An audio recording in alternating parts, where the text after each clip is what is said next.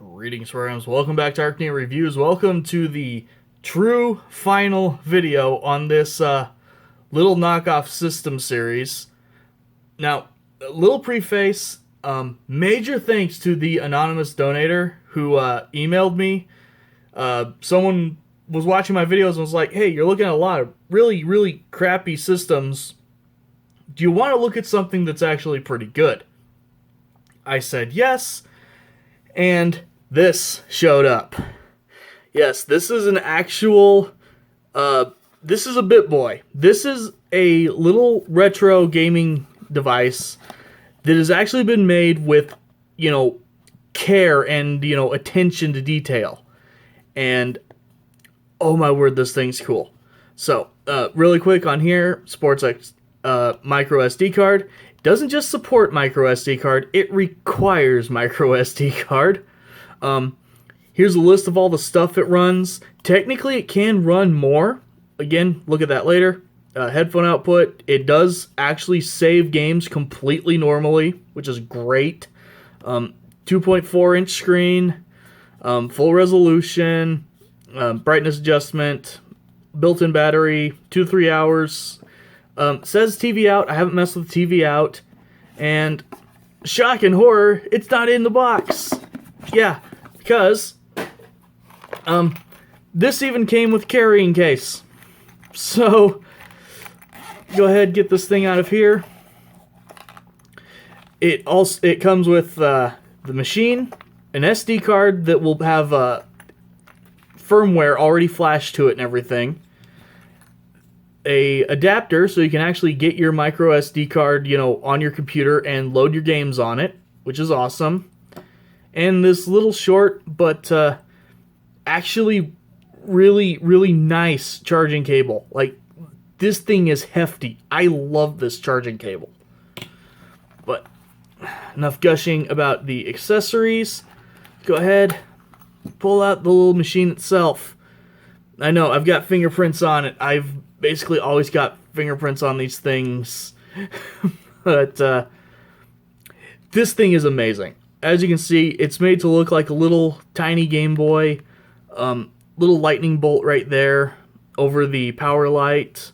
Got BA and then TB and TA, which takes some getting used to, but it works fine. Up on the top, you've got your power switch and your micro SD card. This one, at least, came with a 32 gig. Like I said, this thing does require the micro SD card to do everything, basically, but that gives this thing a lot of customability, because you can, there's an entire Reddit group around these things. Actually, they've got custom firmware. They're getting more emulators to work on it so it can do even more types of games. Power slot down there. There's your headphone jack, and I'm assuming TV out. Like I said, I've never messed with TV out on this thing. At the end of the video, if it cuts to some TV out footage, I got the TV out to work, I figured it out, and we're good. If not, I couldn't. So, let's go ahead, turn off the light, and turn on the little machine. So, this thing has like an actual startup, which is pretty neat. Go ahead and turn down the volume a little bit. Now, the one thing to note, from what little you can see my fingers here, to adjust the volume, you do have to hold select and then use B and A. And then to adjust the brightness, you use the TB and TA buttons. So, there's that to know if you need to know. Up here, you do have a little indicator showing you how charged it is. Right now, I have it set to remember where I was last on the device. You can use the T buttons over here that you can't see to scroll through the different pages. Here's your list of emulators. Here's your settings. You can go in here and change the skin. I hit the wrong button. It has a lot of different skins you can use. as well as different backgrounds, customize different sizes. There's a lot of things you can do on here. Right there, you've got Smokey the Bear telling you to shut down properly. Yes, this device does actually get mad at you if you don't go to this spot here and select the tell it to power down. So, worth noting, that is a thing that you need to do if you're going to use this thing. But on the front here, you can see the list of all the built-in games it's got. It actually has Rumble support for both Game Boy and Game Boy Advance. I haven't gotten any games that would use that to test it with yet. WonderSwan games, also, I cannot get WonderSwan to work. I think that's like kind of being worked on right now. But other than that, it's got PC Engine, PS1, don't do PS1, but it's got MAME, Neo Geo, DOS, Atari Lynx, Atari 2600, Mega Drive or Sega Genesis, Sega Master System / Game Gear, Super Nintendo, original Nintendo, Game Boy Advance, original Game Boy, which also counts as Game Boy Color. Yeah, this thing does a lot. And so, really quick, gonna go in here. I'll start a Game Boy Advance or Game Boy Color game just because it's that much more impressive. I don't know if I have any actual save data on here. Worth mentioning, you can hit the R button. All of these have a menu that'll pop up. There's all kinds of stuff you can change settings-wise. You can do, save states and load states and stuff. Go ahead and hit A, skip back out here. Give it a little more volume so you can actually hear it. As you can see, it remembered that I have save data. I literally did nothing except start the game, but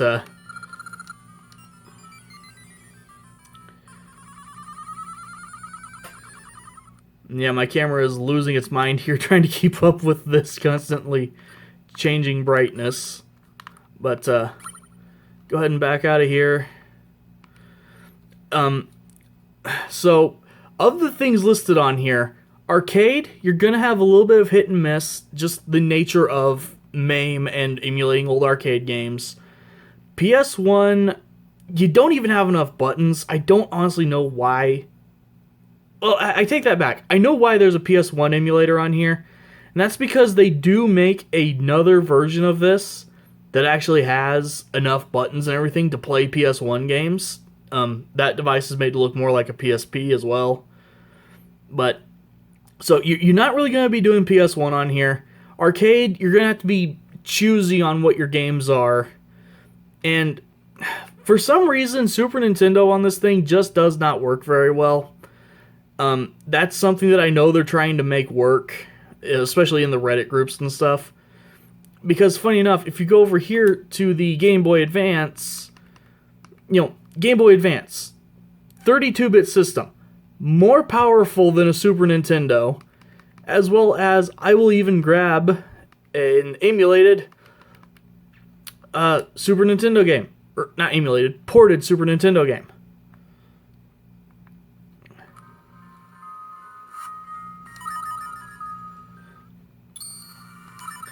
As you can see already, this runs fine. My brightness isn't sure what to do here, but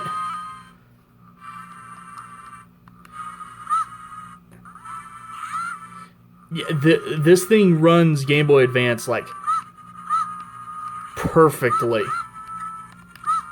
to a degree that's actually kind of impressive.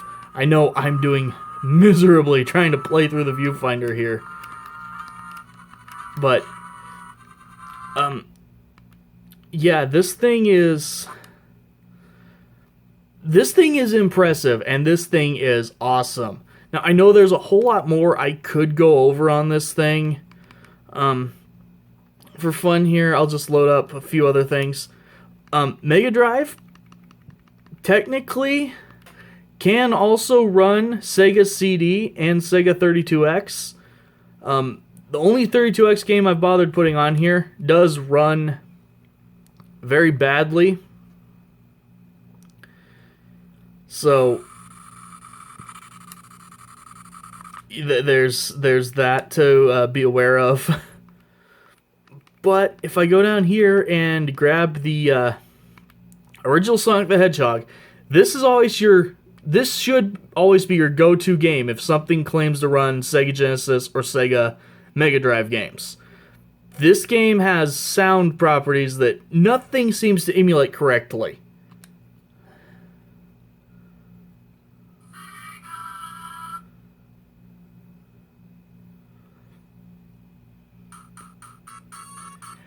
This thing does it just fine. Yeah, this is one of the only devices I've ever actually messed with that properly runs Sega Genesis, you know, even down to the sound card. Which, you know, remember, I've looked at, like, at least 2 devices where their whole thing was Sega Genesis. They came with pre-installed Genesis. They couldn't do this well.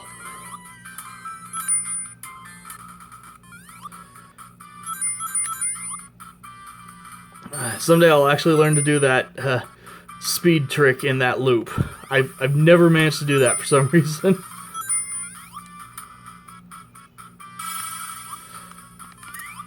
Come on, come on. Ah, I missed it. For some reason, playing for a viewfinder, I can never hit the special rings. But, yeah, that's as far as I'm going to go on this video on this thing. Plenty of people have looked at these, gone into way more detail.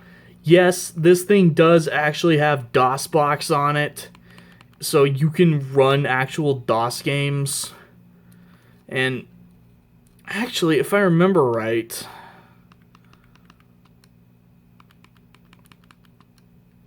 it says it has Doom on here. Okay, apparently more steps are needed to run Doom on this thing. But overall, yeah, this thing is absolutely awesome. Get some light in here. Yeah, this thing's awesome. It's definitely worth messing with, especially, again, because it is customizable. I don't know if it's got, you know, a Raspberry Pi or something else in it, but, you know, if you have a little bit of know-how on stuff, you can actually change what this does and what it, you know, goes through. So, like I said, if you get some direct capture footage, that means I've figured out how that works. Otherwise, thank you guys for watching, and I'll see you next time. Okay, so I'm back really quick just to talk about one thing I forgot to mention, actually, as well as, no, there is not TV output on this system. So what's going on here is this is actually a 3.5 Bittboy. They have actually been updating these things and changing them since they first came out in, I want to say 2017. So the original ones did not actually have, like, they had the cutout for the SD card slot, but they didn't actually have an SD card reader in there. And so those actually used a completely different firmware with built-in ROMs, and that one had the TV output. So, currently, there is not TV out, though it's possible that in a future firmware update or something, that could come back. But, I mean, at the end of the day, this thing is tiny, it's awesome, it plays most things just fine. So, you know, I'm sure there's an argument to be made that I'm being too soft on this thing because, well, it's not playing Super Nintendo, and it's not playing 32X or PlayStation, and, you know, it says it's got TV output, but it doesn't. I've worked with computers for a very, very long time. I'm aware of how many variables there are.